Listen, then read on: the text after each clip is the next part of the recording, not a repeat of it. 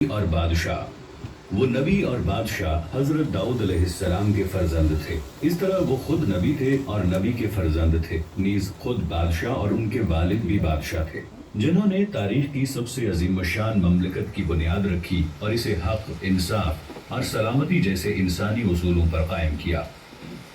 اللہ عز و جل نے جو عجیب چیزیں حضرت سلیمان علیہ السلام کے قابو میں دی تھیں،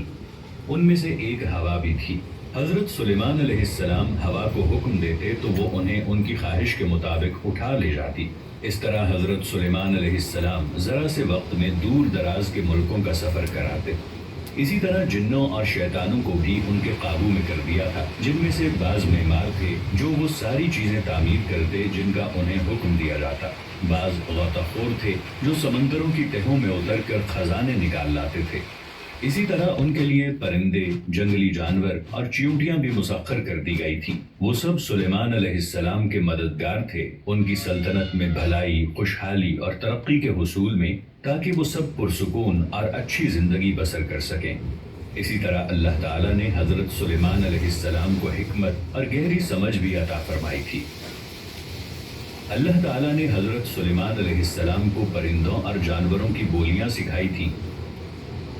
چنانچہ ایک مرتبہ جب حضرت سلیمان علیہ السلام اپنے لشکروں کے ساتھ پابرکاب تھے اور چیونٹیوں کی وادی کے قریب پہنچے تو ایک چیونٹی نے انہیں دور سے دیکھ لیا اور باقی چیونٹیوں کو آواز دے کر خبردار کیا اور انہیں اپنے بلوں میں داخل ہو جانے کا حکم دیا، تاکہ بے خبری میں حضرت سلیمان علیہ السلام اور ان کے لشکر ان چیونٹیوں کو روند نہ دیں۔ حضرت سلیمان علیہ السلام نے جب چیونٹیوں کی بات سنی اور سمجھ لی تو وہ مسکرا اٹھے۔ جس طرح اللہ تعالیٰ نے حضرت سلیمان علیہ السلام کے لیے ہر چیز، خواہ وہ انسان ہوں، جن ہوں، پرندے ہوں یا ہوا ہو، مسخر کر دی تھی، اسی طرح حضرت سلیمان علیہ السلام نے اس پوری بادشاہت کو روئے زمین کی آبادکاری اور انسانوں کی ہدایت کے لیے مسخر کر رکھا تھا۔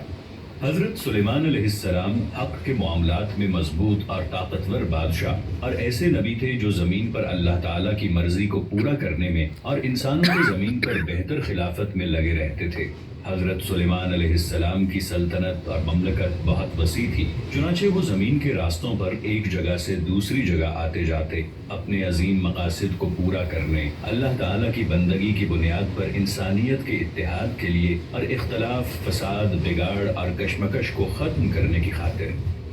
نیز انہوں نے اپنی حکمرانی اور بادشاہت اور حکمت و نبوت کے ذریعے انہیں عطا کردہ ساری نعمتوں کو بہترین صورت اور بلند ترین مقصد کے ساتھ حق کی اشاعت اور مخلوق کی نفع رسانی میں لگا دیا۔ چنانچہ وہ اپنے ہدہد کو ایک پیغام کے ساتھ ملکہ سبا کے پاس روانہ کرتے ہیں، اسے یعنی ملکہ سبا کو اللہ تعالیٰ کی بندگی کی دعوت دینے کی خاطر۔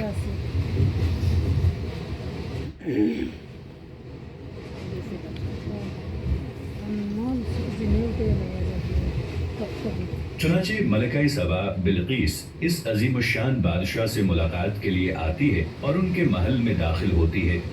تو ان کے پاس جو چیز تھی اسے دیکھ کر دنگ رہ جاتی ہے۔ اس کا اپنا عرش جسے وہ مملکت میں چھوڑ آئی تھی، وہ دیکھتی ہے کہ گویا وہی حضرت سلیمان علیہ السلام کے پاس موجود ہے، اور حضرت سلیمان علیہ السلام جب اس سے اللہ تعالیٰ کے بارے میں گفتگو کرتے ہیں اور یہ کہ وہی معبود برحق ہے، تو بلقیس حضرت سلیمان علیہ السلام کے ساتھ اللہ رب العالمین کی اطاعت میں داخل ہو جاتی ہے